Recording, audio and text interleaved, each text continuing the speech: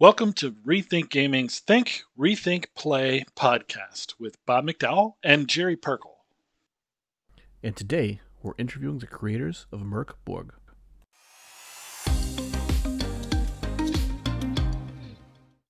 Let's jump right into our interview. Gentlemen, who are you? Hi, I'm Johan Nohr of Stockholm Cartel, and I made the art and the graphic design for a game called Mörk Borg. Yeah, and I'm Pelle Nilsson, and I'm the writer of this game. I'm Greg Dunn. I'm a part owner at RPG Dungeons in Carrollton, Texas, and I've had the great privilege of getting to enjoy playing the game several times. And what a beautiful game it is. I mean, this book is just amazing.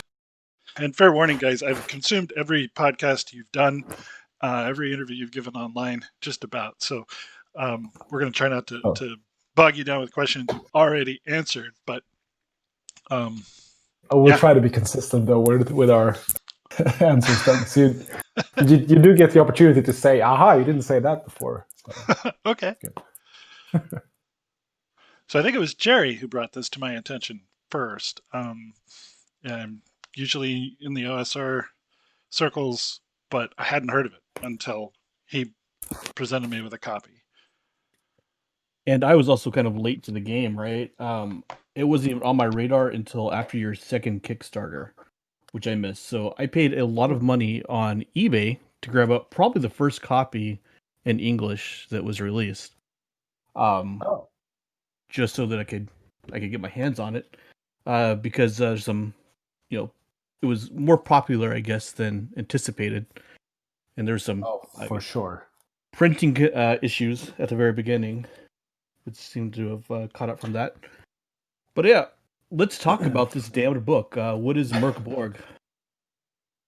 So Mörk Borg or Mörk Borg, it really doesn't matter how you pronounce it. It's a super rules light, but I would say like flavor heavy, apocalyptic, dark fantasy tabletop role playing games. It's a lot of words, but yeah, sure. It's basically compatible to other, I'd say, OSR games, but it's not a retro clone. Sure. And yeah. Yeah, I've heard people describe it as OSR adjacent. That's fair enough, I guess. It's a weird description, but I get what they're trying to say there. So you've won a couple of Ennies, a couple of awards here, right? Silver for best game, gold in best layout and design, writing, and product of the year. It's pretty well done. That was also quite unexpected. Yeah, I must say. You know, I've played the Alien game. It was also from your same publisher, I guess. So I guess you probably don't want to say bad things about it, but it's not quite as good in my opinion. So. That's terrible. Yeah, it's kind of a very fitting game to get to know in 2020, right? I don't know what it is about the theme. It tied in so well with the rest of the chaos. It's like, unfortunately, it was a good year for Mörk Borg. Like yeah. But fortunately for the rest of us, this world is not as likely to end. We're not even on the D100 here, I don't think. Well, we're in Well, eventually it will, but sure, hopefully not so soon. Well, we're in the 13th month of 2020 right now, so we'll see exactly where it takes us from here. Anyone have Heat Death of the Universe on the board for 2021? We might be. It's not impossible, Yeah, we'll see. Put my money on that one. So yeah, they say never judge a book by its cover. I think that's total bullshit, actually, right? Because this book, like, you just want to pick it up, right? The cover's got the emboss on it and the bright colors, and yeah, I mean, I think that it draws you in. You start turning the page on this thing, and every single page is artwork, and then you read this bleak, dark story, and I think you're lost after that, right? Just a great package. Everything together. It's a bit different, at least. Yeah, and it's been really interesting running the game because people immediately get the theme, and actually ran it last time on just this last Friday, and had something interesting happen. I love the broken bodies or damaged bodies and terrible traits and the shared background of the troubling tales in the book, and every single one of my players was in character role playing, right? 4 new players who'd never played it before. I thought that was kind of telling. They just got sucked into this grim world here. Yeah, I think that's something that I've noticed as well when I've looked at a few like actual plays that people get really like they get their characters right just from these quite short character prompts that they're given with these traits and everything, so that they have something to like latch onto and play from. And because all of the characters are so like damaged and like everyone is kind of a shitty person in a way.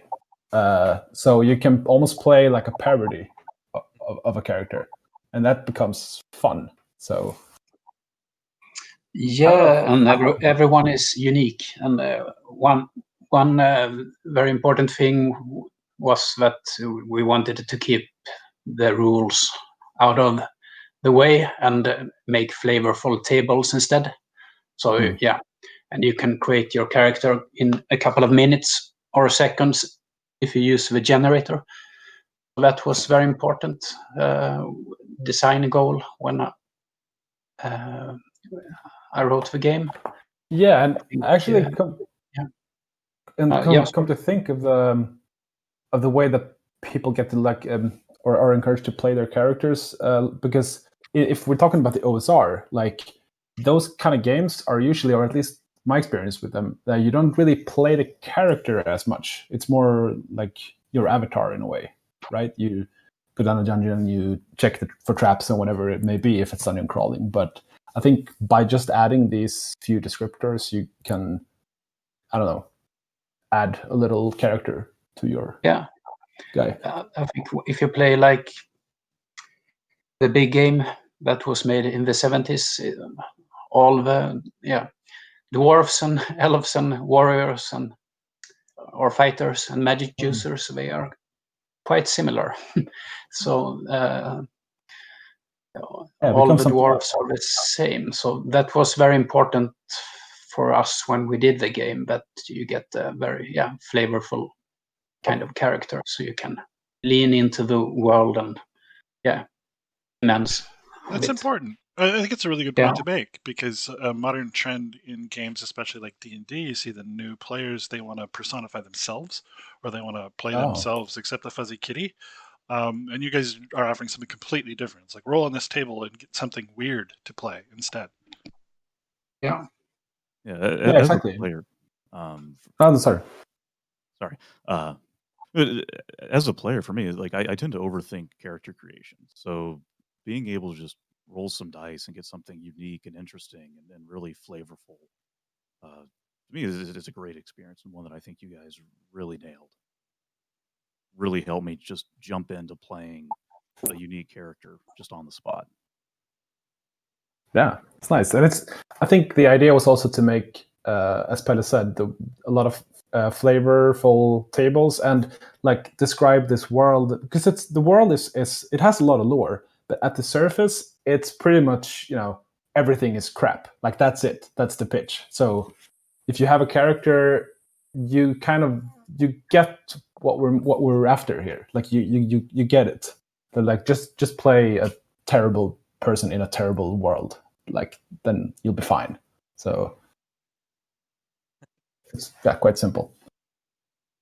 Yeah, on Friday we had a Fang deserter who was a coward with boils on her hands. Yeah, perfect. Played greatly. And if you have boils on your hand, it's kind of hard to call yourself the hero, right? I believe she also tested blades on herself every time she drew one, so that was it's dark. But it's pretty dark. Being a coward and also someone with like a bite attack is also kind of contradictory, which is fun. Sure. Maybe you sneak up and bite people? I don't know. Yeah, or you just do it desperately in like self-defense. Mm-hmm. It's like it actually caused a nice debate on, how many teeth are actually in the human mouth, and is 30, really that far out of the realm of possibility. I mean, it doesn't have to be natural teeth. It could very well be you just added like metal spikes in your mouth or something. Or someone else's teeth. Exactly. Yeah. Awesome. Something else I want to talk about is the community or the cult that you've built. You have your Talk Mörk Borg on Facebook, which I post some Mörk Borg memes on there all the time. Awesome. Discord, and then the third-party license. And also just noticed on Twitter today, you're no longer taking submissions for your third-party content. Yeah, that's been such a headache for so long that the it's piling up the content, and I feel so terrible that we're not able to work our way through it as fast as I want. So we kind of just had to put a pause on it for a while until we clear the backlog. And that's one of the things you had said early on too. Like, you didn't want to do it if it caused a lot of stress. For you, it was more of a release than a toil. Totally, yeah, definitely. And people can still make third-party license stuff, and they don't have to wait for us any longer. But yeah. So, and lots of people are making stuff. It's like over 100 items now. It's really cool, and because the third-party license was pretty much made as a first sort of step to ease our ease the work on the Mörk Borg cult, because we got so many submissions, and we thought, why not just let people do their own thing and publish it freely, and plus be able to make some money from it, because I think people deserve to get paid for their work. I like that idea. I also like getting paid, but it's kind of a good problem to have, right? Like, that many people are interested in contributing to your creation here, that it's overwhelming. So, and it's really like it's proof, I think, that we never anticipated this community or this response, because the whole way that the cult is set up, that we sit down and we make edits and layout and art and everything, that kind of only works when you have less submissions. So I was going to ask, like, it's not terribly scalable, right? We've got one guy doing the art and another guy who's the primary author voice. How does that work? What is your process there? I mean, for the Mörk Borg cult stuff, we have a giant inbox of stuff that we look at, and we read it, and we kind of put it in a list to see which ones we want to do now and which ones we want to wait with. And then we just go to work. We lay it out, make art, we send it to proofreaders, the whole thing, and then put it up for free download. So it is, as you said, it's extremely non-scalable. Because we're just two people, and we also want to do like other official things, like new books or scenes or whatever. So, and this is only a side gig that we have from our full-time jobs. So it really, we made a monster, and we can no longer control it. Pretty much. You've had a couple of successful Kickstarters. We hinted at it a little bit earlier, but Mörk Borg, of course, itself was initially a Kickstarter. And then you had the Ferritory, you put that out. And then the, I've never said this out loud, so I'm probably going to butcher it, but the Putrescence Regnant. Yeah, I think that's the first one that I actually got in on early. And then, I saw an update on Saturday, I believe it was, that you're releasing Heretic, a second zine to follow up with Ferritory. Yeah, it's fun, and we haven't even finished Putrescence yet, but it's coming along quite fine. And I think both me and our work on it is pretty much done. Now it's basically the music being made. So, I'm not sure when this episode will be aired, if that's the word you use. With like But on January 14, we will launch the Kickstarter for Heretic, which is basically Ferritory 2 in a way. Yeah. We added some more stuff to that Kickstarter as well from us. Oh my goodness! So you've got a Kickstarter going out in just 3 days, and you're taking time out to talk to us on our podcast. Thank you.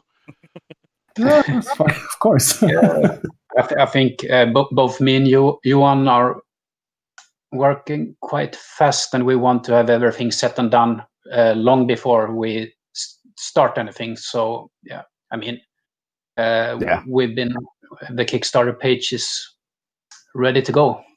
So yeah, it's been for quite some time, and yeah. So, but yeah, it's a scene, and it's two other things: the GM screen and something called icon, which is quite mysterious right now what it is, but you'll see on the Kickstarter. Right. Okay, so tell me about this DM screen, because you talked about it a little bit in one of the older podcasts, and you said it's not going to be a reference. It's going to have cool names or details or something on it. Did you stick with that idea? Yeah, I can't remember what we said really, but it's going to be a bit of both, I think. Pelle, you'll have to correct me if I'm lying now, but it will be. I think, it's some panels, but we have that. By in the end of a core book, there is some summary of all the rules, and that I think we should include that, and maybe some other few things that's in the core book that's hard to remember sometimes, but also some other stuff. Yeah, some of the stuff that can be good to have for inspiration, and hopefully, if we reach all the stretch goals, we'll do something extra with the screen as well that I don't think I've seen on any other screen. I'm not sure. We'll see. I'm looking forward to it. Just from what you've said, even so far, I'm looking forward to it. I'm excited. Yeah, cool. Talking about inspiration, the music, obviously, right? You have the playlist for both Mörk Borg and the Ferritory on the Kickstarters. Kind of changed my music for this year. To be completely honest with you, yeah. So I listen to rock, a little bit of metal, but nothing like, I guess, harder than like AC/DC usually. But yeah, it's been also kind of a musical discovery for me, and I don't know if I'm a better person for it, but probably not. Yeah, probably not. The interesting thing that happened, actually, one of the reasons that Greg is here is I played the music while we played the game, right? Just had my little Bose speaker out there, and had the playlist going on my phone. And this guy Greg here, he's like naming half the bands on the playlist. I was like, wow. Yeah. So go ahead. For me, I love Doom. I love Drone, which is why when you guys announced on for Future Essence Regnant that you had Greg Anderson, Greg Anderson, and Snake fame, I was like, that's amazing. I mean, you guys have got a pretty phenomenal guest musician cast for it. How'd you guys land some of those names, and and how excited are you to be working with them? I mean, working with Greg is a dream, really. I think because I mean, at least, I think for both of us, Sun has been a good, like, huge inspiration musically.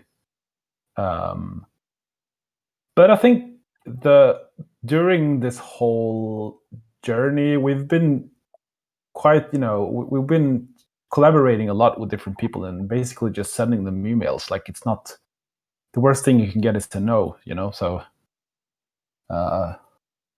it's been, I don't know if we've been lucky or if people are generally excited to collaborate, or not sure, but it's been fun. Like with the first core book, we had can never say their name properly, but Heimat the Catastrophe with Nohr making Dungeon Synth cassette with us, and a lot of different like artists and writers and everything. So I think, collaboration has been a big deal since the beginning.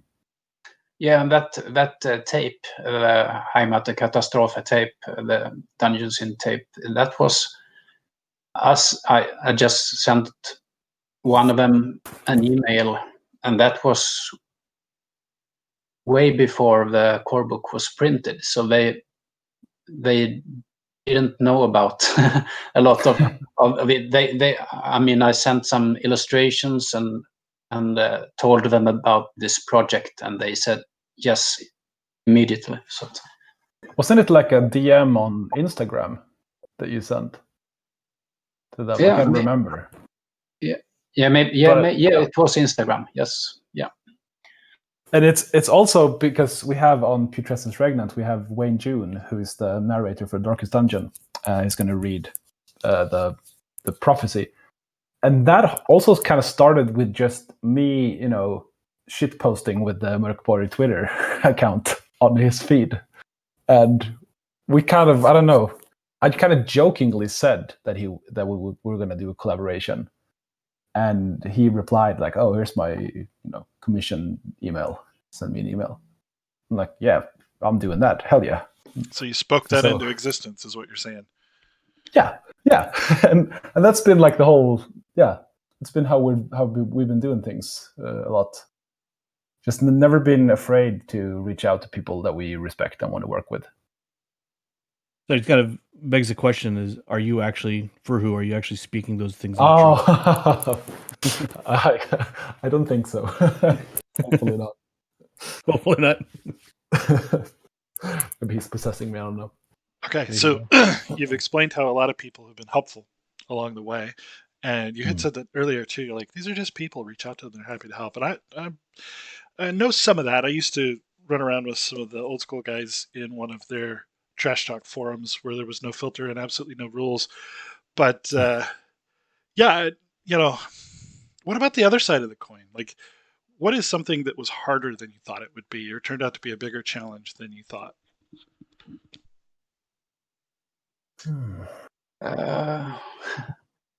Hard to say. Everything has been going quite fast and smooth, but I think it took a lot of time to proofread the core book. I think, at least for me, and the Swedish version of the book, I think it was like version 40 or something like that when we were done. And so it was, that took some time and energy. Otherwise, it's been going quite smooth. We delivered the things in time as well. And of course, a big help is Free League Publishing, and that they knew the printer and company and stuff like that, and they have been very easy to work with and understand what we want to do. Yeah, I feel so bad for the printers because I've been sending them so many emails just with my crazy ideas, and yeah, they've been super helpful all the way. But I think one thing that I wasn't really ready for was the whole business side of these things, because in order to do these things, you have to have a company, and to have a company, you have to understand how those things work. And I'm just a guy, liking to draw skulls, and suddenly I'm sitting there, having to do annual reports, basically. So that's been an experience. I had to learn a lot of things that I didn't realize that I would have to learn. But yeah, I know just what you mean. Yeah. We finally started to turn a profit. We're making a few sales. We've got some money and nowhere to put it. Oops. Yeah. Yeah. And it's like, all these processes that you have to do because you're suddenly like a business now. You have to do all these things. Like, look, I just want to do a book about the dying world. Like, that's it. And yeah, we were talking about the underground thing that would not be very popular, and so that was not anything that at least I expected from this book. No, I mean, you can't complain about it, but yeah. No, can't complain, but the then there were some boring things coming with that, like Johan said, the business part of the stuff. Yeah, well, I think at one point you said you were hoping for 200 supporters on your Kickstarter. Yeah, That's and pretty much it. For that reason, you made the book you wanted to make, right? You threw the rules out the door and said, we're going to do it our way, and this is how it's going to be. Yeah, we didn't have an audience. Like we only had ourselves and kind of like the people we hang out with on conventions, and we didn't cut any corners. We didn't adjust it to what the market would want to have, and that worked, I think. And now I'm just afraid that maybe we're now that we have like an audience, maybe we change too much for them, or try to be give people what they want to have instead of experimenting. So I think we have to constantly challenge ourselves as well to like break our own rules. I was going to ask if being so forward in the mainstream, at least for this side of the industry, I mean, is that changing things for you? Yeah, we try to avoid it. Like I don't want the the whole Mörk Borg name to have a certain look. I mean, it does have a certain look, but I'm really scared that we're gonna have fall into that pattern, because that would be against what we started out with. So it should never be safe, I think, for anyone, especially not me and Pelle, to do this. When I'm writing, I've started to think a little bit like, how does this sound in English when I write this? And that's a bad sign. So I think I've started to think a little bit more about what will all the people say about this. So I need to put a lot of focus on to not think about that, and also and also like how things are usually done. Like we want to keep experimenting. So I think we have some things coming that does that turns things on its head a bit. We'll see what people think. But well, I know you're reluctant to say too much, but you do have the whole world as a platform here. If you wanted to say something, you could. No, it's the Kickstarter. We'll see. It's especially, I think, Icon, that little thing will be a kind of product that I haven't seen ever. So, and not something that we would have done before, but we're doing now because, I don't know, we're experimenting. We'll see. Sorry for being so fucking vague. No, please. It's like I said, it's your platform. You say as much or little as you want. Yeah. Yeah. So what about the boring part of the world? Like I'm a D&D guy, right? Am I not as cool as a Mörk Borg guy? It's okay if it's true. I'll answer for them. No. No. The gate is open, man. Every game is good. No, not every week. Not every game is not good, but you can play whatever you want. Well, I do actually want to play this. I play a lot online, though. I don't know if there's a Fantasy Grounds module for it yet, for example, but there should be. Maybe I should help create one. I don't think so. I'm not sure, but I know it's on Roll20 and on Foundry, I think it's called. And yeah, a couple of those platforms have it. So it should be possible to hop in. And I mean, there's looking for group channel in our Discord, so you're welcome to join there. Okay. Well, Greg's been pretty quiet up to this point, but I know he had some questions he wanted to ask about the actual gameplay and kind of get into some of the nitty-gritty details about your thought process when you were putting that together. Sure. So, it's been out a minute. Having gotten more chances to play, see more player feedback, and I guess this kind of goes with your concerns about changing too much for the players versus your own vision. But is there anything that if you were writing the core rulebook now that you would change or do differently, or do you think that it pretty much stands on its own and you're really happy with it?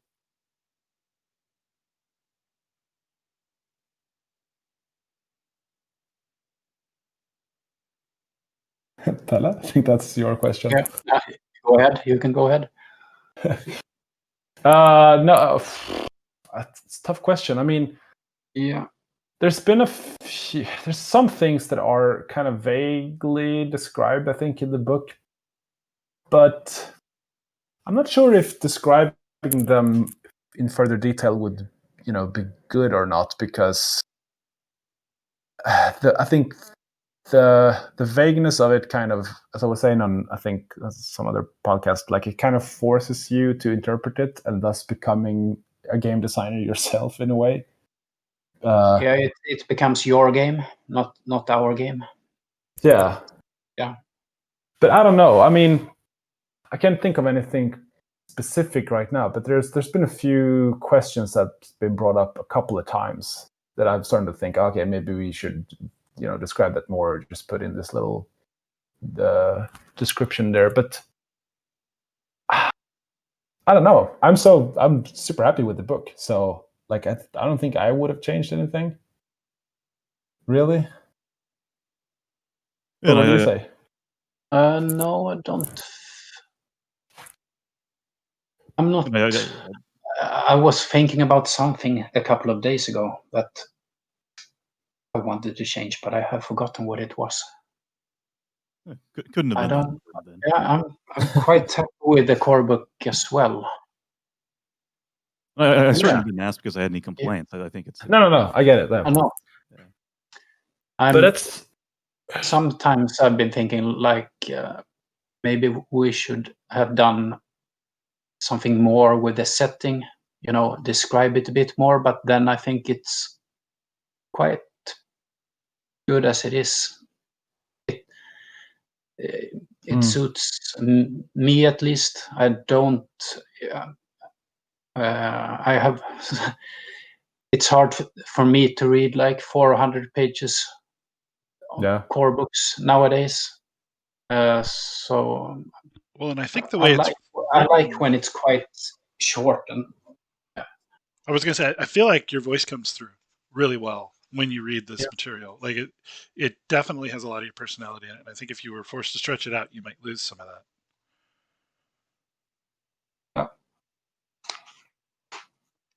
I kind of like the unanswered questions in it, right? Like what's the things that aren't discussed in great detail.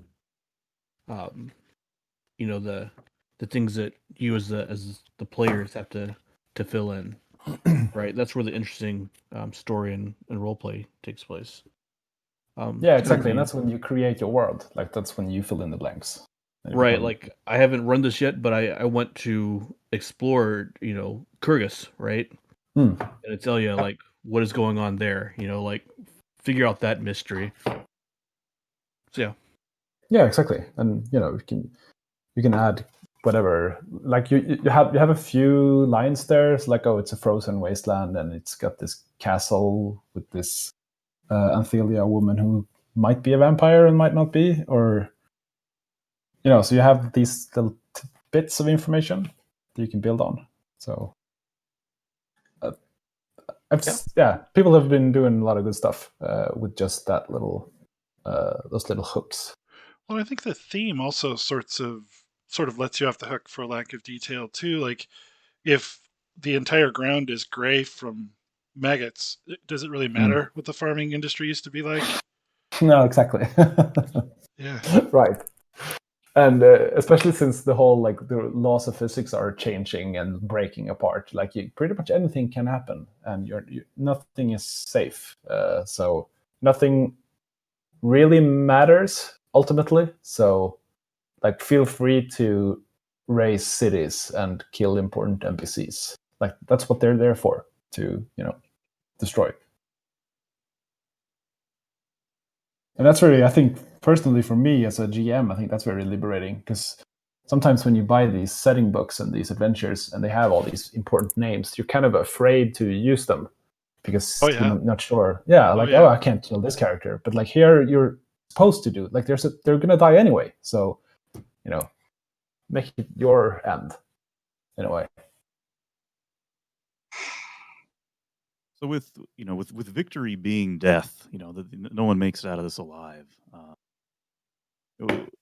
What is your sort of favorite or preferred way to lose?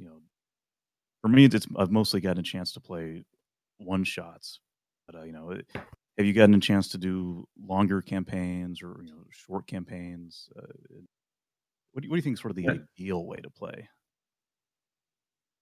I think, well, I have only really run like one shots in conventions and small like sessions to try it out. I haven't been able to run a full campaign of it. And I know a lot of people are saying that it wouldn't work for long campaigns, but I don't think that's true. I think the whole like prophecy and the whole apocalyptic timer thing that's the campaign mode. Like that's when you run a long campaign and you see how your world is going to end. And so I think, having these like these miseries, these calamities affect and change your world permanently. That's, I think, the best way to go to end the world. Well, Yeah, and I've been talking about that on Facebook for a couple of times now, this last few days, I think. But regarding hit points, and that you may start with 1 or 2 hit points and stuff like that, and that the game is super deadly and you cannot play campaigns and stuff like that. I mean, in the Alver, the old Dungeons and Dragons game and the clones, magic users and thieves often start with 1 hit point or 2 hit points, and so it's quite easy to level up in Mörk Borg. I think if you survive a dungeon and stuff like that, you should probably level up if the GM is a kind person, and then you get some few more hit points, and so I think it's very possible to play campaign games, and I would like to do that. This is, I not think, only the one shot. first game I've seen that lets you level down too. Like if your abilities start to get good, they can get worse all of a sudden. Yeah, the abilities, at least the hit points, it's quite hard to. I don't remember if it's possible. No, I can't. But yeah, the abilities, they change like in real life. If you can get weaker and you can get stronger, and more focused and less focused, stuff like that in your life. And I wanted to reflect that with the abilities. You're not getting better and better and better like superhero game. No. But yeah, it's quite easy to get a lot of hit points after a while. Yeah. I think when we've played this and the characters have sort of leveled down in the abilities, we've always like referenced things that happened during the adventure, like why that would be, like why they are suddenly sick or why they're shaken by the events that happened and are now less focused, and and it also because that makes the adventures sort of give consequences to the characters, and they are broken and strengthened by that, just changed.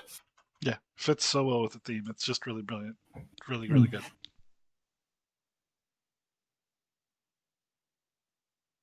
It's fun. No. I was going to say, and it's, you kind of just done this, but outside of people thinking that it's really only suited for one shots, and Jerry, you've got to run a longer campaign now, demanding that of you. But are there any other sort of like misconceptions that you've seen a lot of people have about what Mörk Borg is that you'd really like to correct and get the word out about? Yeah, one thing I think of is that some people think it's too depressing and too dark, and maybe they miss out on the humor in the book. It's got lot of dark humor and glimpse in the eye, and so it's supposed to be to have fun and play this. It's not like a edgelord, No. depressing, completely dark setting. So it's supposed to be fun to play the game. That's a misconception, I think. Yeah, it's Some really people- like it's like a dark comedy game, really. And maybe that's not evident from just looking at the cover or just flipping through, but it's full of all these little small humorous bits and pieces. I mean, one of the starting equipment is like you get 4 monkeys that love you. That happened on Friday, actually. But they ignore you, so they will wreak Yeah. havoc, and you can't do anything about it. So they're just bad news. I asked everyone who I've run this game for, what I should ask you to, and I got one response back that everyone agreed with, and that was, what's kind of the average number of animals that are supposed to be in a party, because they've kind of been the star, right? I won't spoil any of Rotback Sludge, but we'll say the party's donkey killed one of the antagonists in that story. They got the donkey down in the dungeon. Yeah. That's my first question. Small donkey. I definitely allowed it. I was going to say no to that. No, that's fine. I mean, the parties do start up with a small, menagerie of animals, but they're cannon fodder, and they are there to find traps for you. We don't condone animal cruelty, but it's a cruel world, so. Very true. And I've also read on a few play reports that they're also good for replacement characters. Really? So you switch to the donkey, and that's your character now? Maybe not the donkey, but the monkeys or the dog. Some people have played. It's not intentional, really, but it works. So It's actually kind of when I was preparing to run Rotback Sledge for the first time, I was actually taken with despair, and not like the normal kind of just playing this game. It was like, I don't think these players are going to survive this. Like, I don't see it happening, But what I didn't really take into account is the omens, right? Oh, that's such a great feature of the game. Yeah. Don't forget the omens. Those don't are forget your omens. crucial. And they're optional. It's an optional rule, but I would recommend everyone to use all the optional rules for this, including the classes. But yeah, the omens really are a game changer. Yeah, they're important. Yeah, they offer a very little bit of hope. Yeah, but that's all the power that you have, really, to tip the odds in your favor and survive. Well, where did that idea kind of come from to include those? I was from the beginning. I was thinking of luck points from other games a little bit, but I wanted it to be more not only. I call them luck points for some few days, but it felt a bit boring. So I wanted it to have these omens instead. It's the Swedish name is even cooler, but we included the Swedish name in the English core book, I think. Yeah, it says Rethink. Yeah. But yeah, so basically it comes from luck points in other games, I think. But I think one of the key features of the omens are that you can use them on other players as well. Like you don't have to affect only your own roles. So they become sort of like a party currency, like a shared pot of points. So you can sort of sit there at the table and like almost haggle. Does anyone have an omen I can use for this? Or if I give you my omen now, you'll save yours from me later, or things like that. So it becomes kind of fun, and I can't remember. I think it is There's the NPC class, the pale one, that has actual like one of the features of that class is that you have to say something ominous and mysterious every time you use an omen. So it becomes sort of like this in-world thing as well. Mm. And they also, because the way it's written is that it suggests that there are other like older powers and gods and worlds out there that somehow has interest in you and your insignificant character. So that's also kind of a hook in a way, I think, for an adventure or a setting thing. That there's someone looking after you, or I don't know, helping you, hoping you'll help them in return. Not sure. Yeah. I mean, if the world's about to end, I would think the gods would take great interest in what the mortals do. Yeah. Exactly. And what happened to the gods? I mean, who are the gods? They're not mentioned. All that's mentioned is, Nechrobel and the basilisks. And if there are other gods, maybe they will want to stop whatever these guys are up to, or they're dead. They're probably dead. Not sure. Yeah, probably. This is a line in the book, "Dead but dreaming." Yeah, exactly. Yeah. You guys talked about the cult a bit before. Have you had a chance to play much of the third-party materials? If so, any that really stood out to you? Any particular favorites? Unfortunately not. No, never get the chance to play anything these days. No, me neither. I haven't played any cult stuff yet either, but it's very good indeed. Yeah, there's a lot of stuff in there that I just want to run or play. Yeah, me as well. Maybe when all these Kickstarters calm down, you guys can get a chance. There's always more. Yeah. That's the curse of game designers. 5 years. Yeah. Yeah. You see all these people writing about having played a game that you so desperately want to play, but so this is my, this is an ad. Invite me for your games. Come on. I will run a game for you. Just say when. Yeah. Yeah. And we'll use cult content only. So there's no cheating. I'll never read them. That's funny. I ran 2 consecutive games.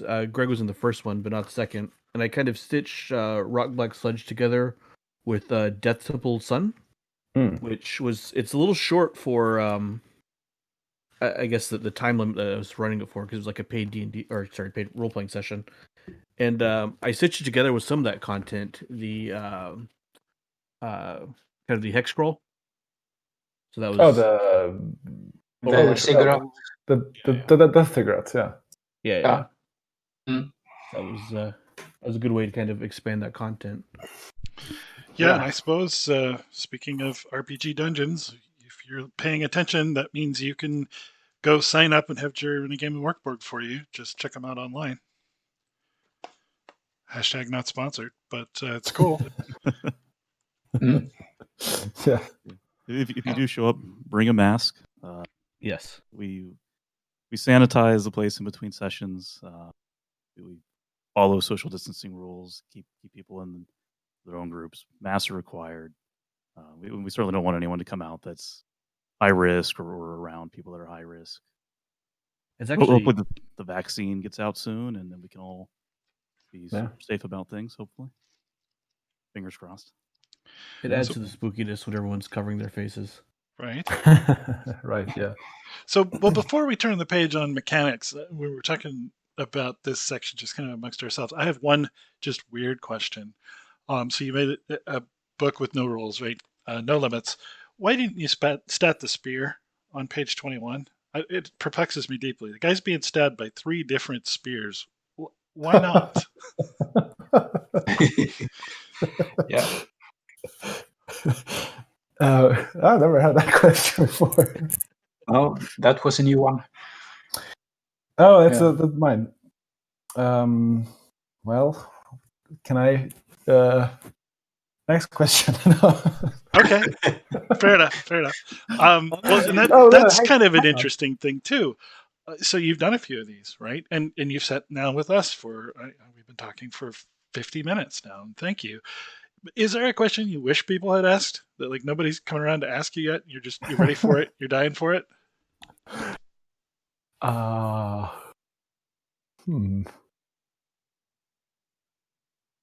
Let me think about it. See if I can get back with that. Yeah, me too. I'm just No looking worries. through the book now and hoping there's a spear damage somewhere here. Maybe in the adventure. No, just not. Well, there's a shortage on spears because they're all in that one guy. So why would you stat it? Yeah, Yeah, there you go. They've all been used. Yeah. That's funny. We saved the hard questions to the very end. Yeah, I'd say a D6. Yeah, that's what I would rule it. Seems good. Yeah. Yeah. Definitely. Yeah. I'd want to throw out one opportunity for call to action. If you could speak to the listeners out there, what is the one thing you'd like us to do? Should we go buy more copies of Mörk Borg? Should we sign up for your next Kickstarter? What do you want from your adoring fans? How can we help you? You should do all those things. Yes. Start with, and you should also join our Discord server because it's awesome and it's full of good people. So lots of activity. Yeah, and lots of tips and stuff like that. Those groups are very, very active. I participate in both the Discord and the Facebook group. So, and you should take advantage of the third-party license that we have and just produce stuff and sell it. We don't take a single dime in cut, so do it. Spread the word, spread the game, play the game if you want. It's all right, and burn the book when you're ready or when you're done. Yeah. Oh, yeah, I saw on your Twitter that at least one fan has done that. Have you guys gotten more photos of people burning the book when they lose? There's been a few actually, which amazes me. Yeah. But yeah, we did it. Yeah, we had a release party 1 week before it all hell broke loose. I think it was in March, early March. So, but that was it's really hard to burn. Actually, it was really, really difficult. Make it burn. Yeah, lots of chemicals. Yeah, good fumes. I would have trouble. It's too gorgeous of a book to burn. I really enjoy just leafing through it and then looking at the design and art. It's also I appreciate the people dedicated enough to do it, though. I think it's kind of I've thought about that a bit because it's kind of one of these rules in the book that encourage you to break the other rules because you're going to break that rule probably. So it also kind of forces you into that habit of not, trusting the book too much. Yeah, or following it too much. The throw a knife at the chart page kind of does that too. I don't know how many people actually do that. I've seen one video of someone doing that. Okay. But yeah, it's just the same thing. Yeah, and that's also kind of it's just like the tone that we have, like a jokey tone, Yeah. But yeah, people do it, and I mean, why not? It's possible. So that's a little frightening, right? Like, be careful what you write. Like, people might actually do it. Yeah, but I genuinely think that you should, you shouldn't be too careful with your books. They're meant to be used, and not just this book, but every role-playing game book. So I really appreciate when people use their, markers in their books and their pen to, do the dog ears and everything, because books need to be used. That's right. You guys all go to do that, and then my pristine coffee's on my shelf. You must just that much more. That's why you buy 2 copies. Yeah, I bought 2. One's a nice plastic, and the other is getting beaten up already. So, there we go. All right. Well, if you gentlemen are ever in the Dallas, Texas area, I will buy you a cowboy hat and feed you all the barbecue you can eat. Sounds good, man. Thank you so much for joining us. Yeah, thank you. If you'd ever like to come back and talk about a product or some cool thing you've got going on, we'd love to have you. We've had a great time talking to you today. Yeah, it's been fun. Thanks a lot. And thank everyone for listening. We hope you enjoyed the interview.